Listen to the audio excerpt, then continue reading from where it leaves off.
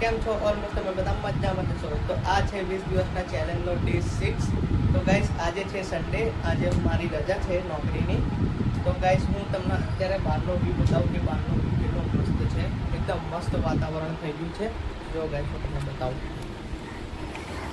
જો ગાઈસ એટલું જોરદાર વાતાવરણ થઈ ગયું છે ને ગાઈસ.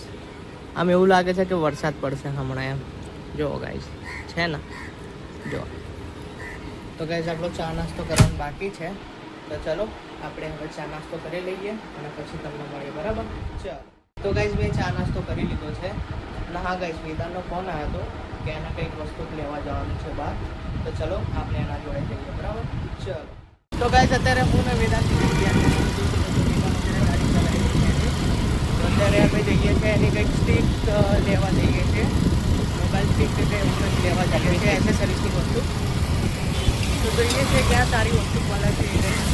તો ચાલો.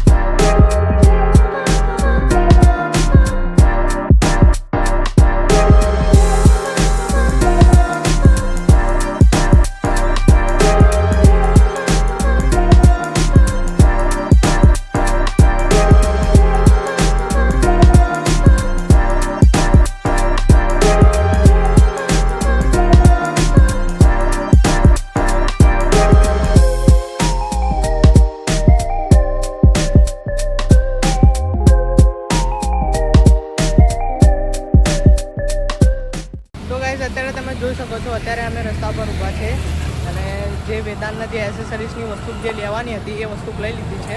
તો હું તમને બતાવું કે જુઓ કેવી વસ્તુ છે. જો બતાવી વેદાંત કે કેટલી મસ્ત વસ્તુ છે. જો ગાઈસ ટ્રાયપોડ છે, આ મસ્ત છે.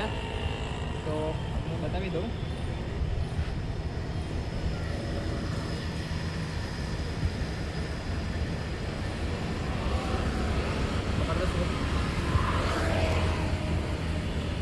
તો ગાઈસ આમાં છે ને બે લાઇટ પણ આલેલી છે, જોઈ શકો છો. આ બે લાઇટ, એક પેકિંગ છે અને એક આઈરિયા લાઇટ. એ લાઇટમાં છે ને 4 કલર આલેલા છે, બ્લુ, વ્હાઇટ અને યલો. અને